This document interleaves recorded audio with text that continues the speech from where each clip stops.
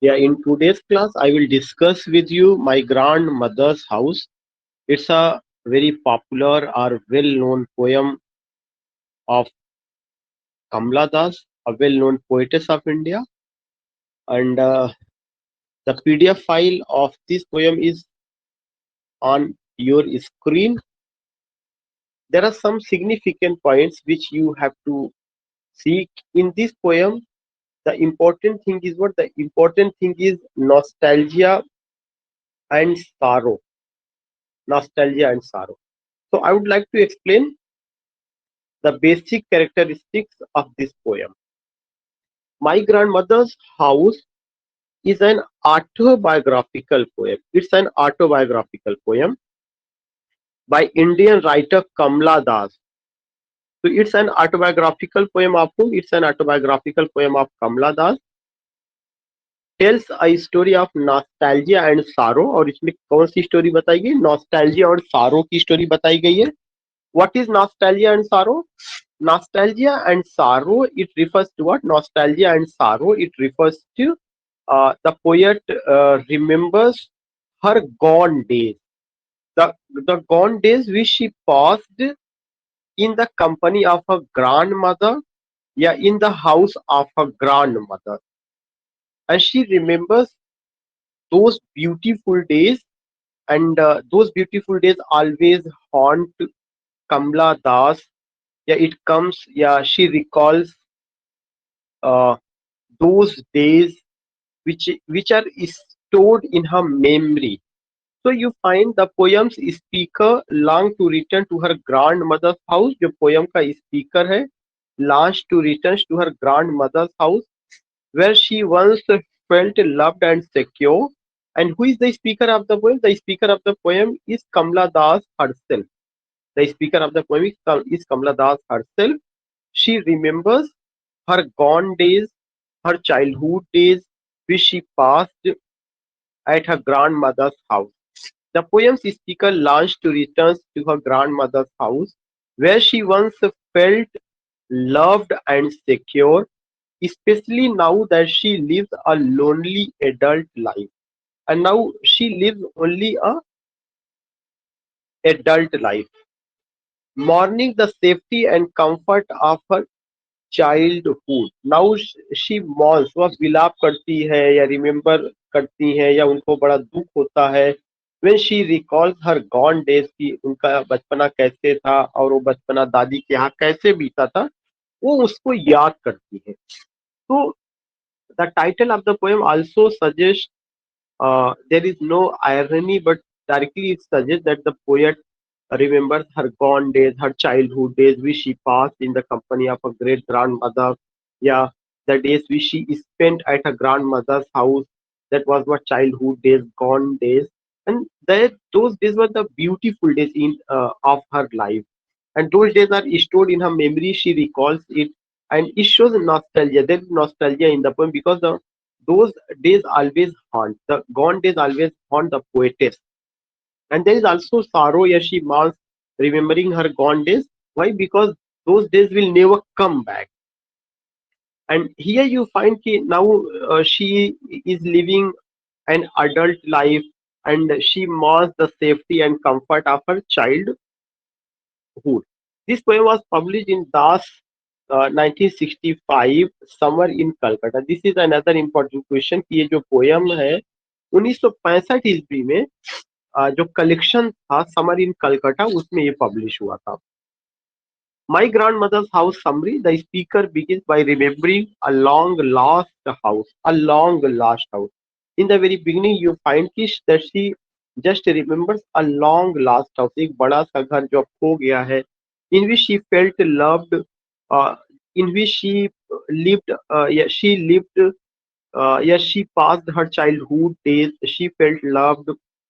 The speaker's grandmother who lived there, जो speaker की grand mother थी वो वहां पे रहती थी, died. The speaker's grandmother who lived there died. उनका इंतकाल हो गया. And after her death the house fell silent. And after her death और उनकी मौत के बाद the house fell silent. जो घर है वह एकदम से silent है. And what is silent? कि दादी के जाने के बाद अब उस घर में कोई नहीं है, there is no joy, no pleasure, no delight. या एक तरह से कहा जाए कि grand mother was the beauty of that house. और जब तक दादी थी तभी तब घर में चहल पहल थी। दादी के बाद वो घर एकदम ऐसा लगता है जैसे सुनसान स्थल के रूप में है। Snakes slithered between the books. At this time, the speaker was still a child and could not read it. कह रहे हैं कि ऐसा लगता है जैसे स्नेक्स वगैरह वहां पे जो किताबें हैं वो सब के सब स्नेक्स वहां पे स्लिथरिंग कर गए हैं। एट दिस टाइम, और इस समय the speaker was still a child, जो स्पीकर है वह आज भी एक चाइल्ड है, and could not read it, और वह उसको पढ़ नहीं सकी, and could not read it. When her grandmother died, जब उनकी grandmother की मौत हुई है, the speaker felt as if her blood had turned as cold as the moon. So it's a very beautiful image. When her grandmother died, जब उनके grandmother की मौत हुई थी, the speaker felt, स्पीकर ने महसूस किया as if her blood had turned as cold as the moon, कि उनका जो है ब्लड वैसे ही जम गया था जैसे ठंड के महीने में मून मून का उन्होंने उपमा दिया हुआ, कि उतना ही ठंडा हो गया था उनका ब्लड जितना कि मून ठंडा होता है। वी नो कि मून की तुलना मून को ये कहा जाता है कि वो ठंडा होता है, उससे रोशनी तो मिलती है लेकिन उस रोशनी में कोई गर्मी नहीं होती, सूर्य में तपिश होती है। तो उन्होंने फ्रीजिंग ऑफ द ब्लड की तुलना किससे की है? एज द मून से की है। The speaker often dreams of going back to the house and squinting through its empty windows. जो स्पीकर है वह ख्वाब देखती है कि वह घर के पास जाती है, बैक टू द हाउस जाती है, and squinting through its empty windows, और उसके खाली खिड़की से जो है बाहर की ओर देखती है, and squinting through its empty windows or listening to the cold lifeless air. वहां का जो कोल्ड और लाइफलेस एयर है उसको सुनती है। She imagine that in a moment of deep anguish she might scoop up some of the house glue in her arms and take it home to keep in her bedroom, where it would be lie around like a mopping dog. Here is a very beautiful simile, that is a mopping dog. जो जो speaker है वो एक सोचती है कि मैं वो अपने घर के का जो दीवार है वहां पे और विंडो के सहारे देखती है, और बहुत सारी यादें उसको याद आती है। सोचती है कि उन यादों को बाहों में समेट कर अपने बेड पर ले जाए, और ये सब चीजें ग्लूमी डेज अनडाउटली उसके दिल में एक तरह से बहुत ज्यादा दुख या दर्द उत्पन्न करते हैं। और फिर वह ऐसा लगता है मॉपिंग डॉक्टर, वह कराहती है। Addressing a loved one, she calls her darling. The speaker says they could not possibly believe she once lived in a house where she was happy. कह रहे हैं कि वो एक लोगों को एड्रेस करती है जिसको डार्लिंग शब्द यूज करती है। मे बी वो उनका हस्बैंड हो सकते हैं, लेकिन उनके हस्बैंड को ये यकीन नहीं होता कि एक समय वह ऐसे घर में रहती थी जहाँ पे वह बहुत खुश थी, उसको प्राउड था और cared after. She says that she was wandered off course now. She spends her time trying to gather crumbs of love from strangers. She spends her time trying to gather crumbs of love from strangers. So you find this is another significant point. Mopping dog, addressing a loved one, she calls her darling. The speaker says they could not possibly believe she once lived in a house where she was happy, proud, and cared for. She says she has wandered off course now. She spends her time trying to gather crumbs of love from strangers. My grand mother's house इसका थीम। तो कुल मिलाकर के जो theme है या जो चीजें उन्होंने शेयर किया हम लोगों के बीच में, उसमें यही है कि जो पोयम है ए माई ग्रांड मदर्स हाउस एक पोयम है। किसका पोयम है? इट्स अ पोयम ऑफ कमला दास। और वो जो है इस पोयम में अपने बचपन के दिन को, गॉन डेज को, चाइल्डहुड डेज को शी रिमेम्बर्स, शी रिकॉल्स। और वो सोचती है कि जो गॉन डेज है, जो बचपन का दिन था, जो गुजर चुका है, जो जा चुका है, जो चीज अब नहीं है, वो कैसा था। वहां पे वो बहुत खुश थी। अब जबकि वो बड़ी हो चुकी हैं, एडल्ट है, लेकिन उनको लगता है वो अकेली हैं। उनका जो शौहर या जो उनका हस्बैंड है वो भी बहुत ज्यादा समय उनके साथ नहीं शेयर करते हैं, या उनकी इमोशंस फीलिंग्स को तरजीह नहीं देते हैं। उनकी जो है इमोशंस को समझने की कोशिश नहीं कर रहे हैं। तो वो क्या करती हैं कि वो उस घर को याद करती हैं और गॉन डेज को याद करती हैं, और एक ग्लूमी सिचुएशन उनको आता है, उनको वो मॉर्न करती हैं गॉन डेज को लेकर के कि those were the happy days of my life, those were the lovely days of my life, those were the beautiful days of my life. You find here theme the speaker my grandmother's house marks the loss of her grandmother. इसमें जो है जो grandmother's house जो poem है, इसमें theme यही कि जो स्पीकर वो मॉर्न करती, विलाप करती, the loss of her grandmother, कि उसकी जो ग्रैंड मदर है अब वो इस दुनिया में नहीं है. The person who provided her with the only unconditional love, केवल वही एक ऐसी पर्सन थी जो जिन्होंने उनको अनकंडीशनल लव जो प्रोवाइड किया, unconditional love. The person who provided her with the only unconditional love she has ever known. उन्होंने केवल वही ऐसी शख्सियत थी जिन्होंने उनको अनकंडीशनल लव प्रोवाइड किया. Who is that person? That is grand mother. अगर क्वेश्चन कभी आता है कि इन द पोयम या about whom the poetess says that she provided her unconditional love, that is the poetess. She dreams of going back to her grand mother's house. वह ख्वाब में ही सोचती है कि वह अपनी ग्रैंड मदर के घर जा चुकी हैं. Who which has fallen into disarray in the wake of the grand mother's death, which has fallen into the disarray. और वह घर अब जो है क्या हो चुका है, डिस एरे हो चुका है. डिस एरे क्या होता है, मतलब प्रॉपरली अरेंज नहीं, सब वहाँ डिस्टर्ब हो चुका है. In the wake of her grand mother's death, और वह देखती हैं कि उनकी जो ग्रैंड मदर है उनकी डेथ हो चुकी है. The house represents a time when the speaker was cherished.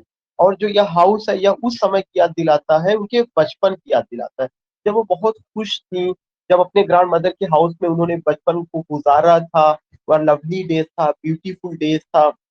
और उनको लगता था उनकी दादी ही केवल एक ऐसी पर्सन उनकी लाइफ में रही जो अनकंडीशनल लव उनका था, जो उसमें कोई कंडीशन नहीं था. तो वो अपने गॉन डेज को याद करती है. A very significant point. When the speaker was cherished and nurtured, and she finds even its darkness more comforting than terrible loneliness. Even वो एक भी कहती है कि जो उसका डार्कनेस है, यद्यपि अब उस घर में कोई नहीं है, फिर भी उसका जो डार्कनेस है वह उनको ज्यादा पसंद है इसके कि terrible loneliness after adult life. तो उन्होंने दो लाइफ की तुलना की है. वह लाइफ जो कि बचपन की थी जो जा चुकी है, उसको उन्होंने क्या कहा, डार्कनेस का, डार्कनेस मोर कंफर्टिंग. उसको डार्कनेस उन्होंने क्यों कहा, क्योंकि अब वो दिन जा चुके हैं, दादी भी मर गई हैं, घर भी उनका उनसे छूट गया है, और जो बचपन के वो यादों के रूप में ही केवल रह चुके हैं. तो कहते हैं कि वो जो दिन थे जो है, darkness more comforting than the terrible loneliness offer offer adult life, offer adult life. The speaker's desire, जो स्पीकर की इच्छा है, to visit her grand mother's house, वो अपने ग्रैंड मदर के हाउस को जो है देखना चाहते हैं. द स्पीकर डिजायर, जो स्पीकर की इच्छा है, टू विजिट है, वह जो है अपने ग्रैंड मदर्स के हाउस को देखना चाहती, is really a wish to revisit. और उस उसको देखने के माध्यम से वह रीविजिट करना चाहती, किसको, the love and security of her childhood. देखिए दो बातें उन्होंने बताई. एक तो उन्होंने कहा कि loneliness of her adult life, आज वो एडल्ट हो चुकी है, मैरिड है, उनके हस्बैंड है, सास है, ससुर है, नंद है, देवर है, जो भी रिलेटिव होते हैं, लेकिन उनको लगता है कि यह जो उनकी लाइफ में कोई जॉय नहीं है. She feels loneliness, she is alone, she is totally cut off because her husband does not have time for her. उनके हस्बैंड के पास समय नहीं है उनके लिए. On the other hand you see what, on the other hand you see the beauty of this lady. दूसरी तरफ आप क्या करते हैं, इस लेडी की आप ब्यूटी को आप देखेंगे कि she has desire to revisit, what to revisit the gone days. अपना चाइल्डहुड को याद करती है और कहती हुआ जो मेरा चाइल्डहुड था उसमें लव था, उसमें सिक्योरिटी थी. But this poem implies that such comforts are difficult if not possible to region once they are lost. उन्होंने कहा कि ये जो कंफर्ट उनको मिला अब ये संभव नहीं है क्योंकि अब ये लास्ट हो चुका है. The speaker describes her grandmother's house as a place where she once received love, and she also says that when her grandmother died, she was still too young to read, by emphasizing how young the speaker was when she lived with her grandmother. The poem connects the house to the innocence and vulnerability of the speaker's childhood. ये एक passage बहुत important है कि speaker जो है कौन है, खुद पोएट है, और वह किस चीज के बारे में बात करती है, वह जो है अपने जो है ग्रांड मदर हाउस के बारे में बात करती है। जो ग्रांड मदर हाउस है वो एक प्रतीकात्मक हाउस है। वो किसको प्रेजेंट करता है? वो ये प्रेजेंट करता है कि स्पीकर यानी पोएटिस का बचपना वहां पर बीता हुआ है, और वह बचपना कैसे था? जॉयफुल था, प्लीजेंट था, उसमें डिलाइट था, उसमें एक तरह का खुशी थी। जो है ये चीजें आप वहां पर देखते हैं, और वह इनोसेंट लाइफ वहां पे उसने गुजारा हुआ है। The fact that her grandmother's house is now far away and has fallen into disrepair shows how distant the speaker feels from that loving world of her youth. When her grandmother died, the speaker says the house withdrew into silence. ये एक important point, जब उसकी दादी मर जाती है तो speaker बताती है कि यह जो हाउस है यह कैसे हो गया, इनटू साइलेंस हो गया। The house withdrew into silence and snacks moved. अब इस घर में केवल साइलेंस है, चुप्पी है। यह घर एक तरह से जिसको कहते हैं कि भूत का घर हो चुका है, डरावना घर में तब्दील हो चुका है। यह सांप का बसेरा हो चुका है, यहाँ पे सांपों का घर हो चुका है। और जितनी यहाँ पे किताबें रखी हुई हैं उनमें जो है सांप स्लीपिंग कर रहे हैं। इस तरह का इमेज उसके माइंड में आता है। इसके अलावा और क्या है? And has fallen into despair. The fact that her grandmother's house is now far away, अब उसका जो ग्रैंड मदर का हाउस है वह उसकी जिंदगी से दूर जा चुका है, क्योंकि वह एडल्ट होकर शादी हो गई, अपनी ससुराल चली गई। अब उसका जो ग्रैंड मदर का हाउस है वो केवल यादों में ही रह चुका है। हैज फॉलन इनटू डिसरिपेयर शोज, और यह डिसरिपेयरेबल है, और यह शोज करता how distant the speaker feels from that loving world of her youth. That suggests the speaker felt utterly abandoned after her grandmother's death. What was once a loving home becomes a dangerous wasteland. वह जो घर था, जो कभी loving home था, what was once a loving home becomes a dangerous wasteland. अब यह एक dangerous wasteland बन चुका है। What was once a loving home, जो एक समय लविंग होम था, becomes a dangerous wasteland. यह अब क्या हो चुका है? एक dangerous wasteland हो चुका है। The speaker's longing to return to her grandmother's house, meanwhile, reflects her desire to experience unconditional love. और उसको क्या वो यह इंडिकेट करता है? अनकंडीशनल लव की पोएटिस जो दिखाती है कि जो लव उसको उस समय मिला हुआ था वह कैसा था? अनकंडीशनल था। How often I think of going there, the speaker says of the abandoned house. Of course, the poem implies that such a return is not possible. Poet ये कहती है कि ये संभव है कि अब वो बीते हुए दिन वापस नहीं आएंगे, वो केवल इमेजेस के रूप में, यादों के रूप में ही है। जो दिन वो गुजार चुकी है, जो लम्हे वो जी चुकी है, those will never come back, वो कभी नहीं आएंगे। The speaker is all grown up and this house and that and the love and care it represents are firmly in the past.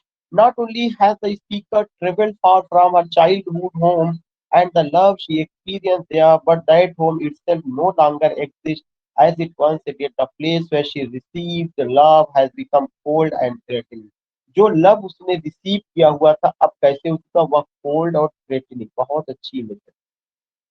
वो कहती है कि हम कितना भी ट्रेवलिंग कर ले, हम कितना भी उस घर को याद कर ले, वह तो चाइल्डहुड डेज की यादों के रूप में रहा है। Those days will never come back. और दादी के मरने के बाद वह घर जो है एक तरह से साइलेंस वहां पे हो चुका है। वो घर एक तरह से थ्रेट का घर हो चुका है, सांप का बसेरा वहां पे हो चुका है। और वो घर क्या है? अब उस तरह का लव नहीं मिलने वाला है वहां पे, केवल थ्रेटनिंग है, स्नेक्स है और डार्कनेस है। And yet the speaker seems almost comforted by the thought of taking some of that darkness home with her to life behind her bedroom door like a brooding dog. By comparing the darkness to a dog, the poem implies that the thought of the grandmother's house is still calls her to mind the love and devotion. और इसके अलावा क्या होता है? एक और image है। And yet the speaker seems almost comforted by the thought of taking some of that darkness home. जो डार्कनेस वहां पर होम में है वह उसको क्या करती है? लेकर के आती है with her light to life behind, अपने पीछे लेकर के आती है, अपने बेडरूम में लेकर के आती है, जहाँ पर वह ब्रूडिंग करती, ध्यान देती है, लाइक अ डॉग। जैसे कोई एक डॉग जो है क्या हो कि मॉप करे। मॉप करने का मतलब होता है कि जैसे एक डॉग सर को ऊपर करके रोता है, उसका साउंड निकलता है, ऐसा लगता है कि वैसे वह पोएटिस भी उस उन यादों को समेटे हुए है, अपने पास रखी है, अपने बेडरूम तक लाती है, और वह जो है उसकी उपमा उपमा एक मॉपिंग डॉग से देती है, वह उसको याद करती है। By comparing the darkness to a dog, अपनी वह जो है क्या करती है, उस डार्कनेस को एक डॉग से जब वो तुलना करती है, the poem implies that the thought of a grandmother's house still calls to mind the love and devotion the speaker experienced when she was young। तो उसमें होता क्या है कि that the thought of a grandmother's house, जो thought है grandmother's house का, still calls to mind the love and devotion of the speaker experience when she was young, when she was young. Those Yeah, when she was young. My grandmother's house can be read as a portrait of extreme loneliness। इसमें क्या loneliness है? The poem's speaker, having lost the only person who ever completely loved her, now looks for whatever scraps of her affection she can get from strangers। कह रहे हैं कि इसमें बताया गया कि केवल एक आदमी ऐसी थी उसकी लाइफ में जो अनकंडीशनल लव की थी, वो ग्रैंड मदर थी। And grand mother is no more in this world, she has left the world. The poem's speaker having lost the only person who ever completely loved her, जिनको completely love की थी, now looks forward for whatever scraps her of affection she can get from stranger। Her desperation and willingness to turn just about anywhere for comfort reflect the depth of her loneliness and illustrate just how powerful the desire for love can be। The poem makes it clear that the speaker is painfully lonely। जो poem है उसमें clear दिखता है कि poem जो poet है उसको lonely, अकेलापन महसूस होता है। हर grandmother in whose house she once received love, अपनी दादी के घर में उसको लव रिसीव हुआ था। Seems to have been her only reliable source of affection, वही केवल एक उसका रिलायबल सोर्स ऑफ अफेक्शन था। Given that this grandmother has been dead since the speaker was too young to read, the speaker must have led a tough, loveless life। Tough, loveless life।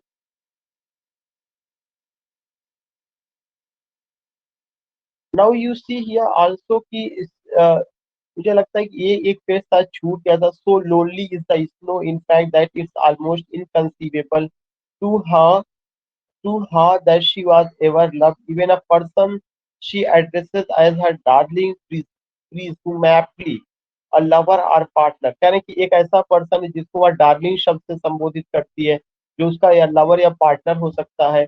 क्योंकि वो adult है, married है, तो उसको, लेकिन कहते हैं वो उसकी उसकी जिंदगी में कोई खुशी लेकर के नहीं आ पाया। जो that she once was proud and loved, a line that hints this so-called darling may not be providing the love to the speaker needs, either readers might be attempt। कुल मिला के कुछ नहीं, इसमें उन्होंने बताया कि दो लाइफ उन्होंने बताया, चाइल्डहुड डेज को जो उन्होंने बचपन में दादी के यहाँ जो समय गुजारा था, और इस समय जो उनका टाइम चल रहा है, या जो अभी उन्होंने गुजारा है या जो जी रही है एडल्ट लाइफ, मैरिड लाइफ, कहाँ पर अपने शौहर के साथ, तो वो जो है बहुत ज्यादा खुशी वाला उनका लाइफ नहीं रहा है। The desire for love is so strong, the poem implies that the speaker will do just about anything to find it, even if that means lashing her way in the absence of her grandmother's love। The speaker is so hungry for affection that she becomes willing to beg for। ये कुछ नहीं, ये सब पढ़ा चुके उस पे, आपको ये सब चीजें हैं। तो इस तरह की चीजें रही हैं। उसको लव का बहुत चाहत है, लेकिन वो अब लव उसको लगता है कि एडल्ट लाइफ में कोई लव नहीं मिला, मैरिड लाइफ में कोई लव नहीं मिला, हस्बैंड के पास समय नहीं है, फैमिली मेंबर्स के पास उसकी भावनाओं को केयर करने का समय नहीं है। इवन आप देख सकते हैं जो पोयम एंड इंट्रोडक्शन पढ़ाया गया था उसमें भी इस तरह की बातें आई हुई थी। उसको लगता है अनकंडीशनल लव केवल बचपन में मिला, तो वो भी दादी से मिला हुआ था, और जब वो चला गया तो उसकी जीवन में अब कुछ नहीं है, एक खाली है, एम्प्टीनेस है, लोनलीनेस है। और वो जो है तमाम चीज़ों को, वो लव को बेक करती है, और उसको लगता है स्ट्रेंजर्स डोर पे भी वह जा सकती है। और loneliness and hunger for love, loneliness and hunger for love, the poem suggest can become all consuming, devastating and destructive affection. तो आज की पोएम में जो हमने बात किया वो किसको, माय ग्रैंडमदर्स हाउस को लेकर के है।